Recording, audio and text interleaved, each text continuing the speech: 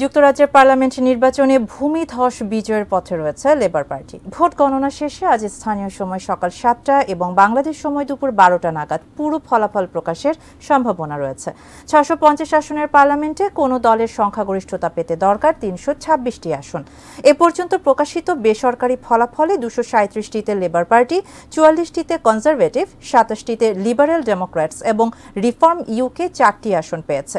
BBC বলছে, labour পার্টির নেতা কিয়ার স্টারমারি ব্রিটেনের নতুন প্রধানমন্ত্রী হতে যাচ্ছেন। হলবর্ন এবং সেন্ট প্যানক্রাস আসনে জয়ের পর লেবারদের প্রতি আস্থা রাখায় ভোটারদের ধন্যবাদ জানিয়েছেন স্টারমার। অন্যদিকে ১৪ বছরের রক্ষণশীল শাসনের পর প্রধানমন্ত্রী ঋষি সুনাকের কনজারভেটিভ পার্টি এবার হেরে যাচ্ছে বলে শিরোনাম করেছে Al Jazeera. More than anyone for their love and support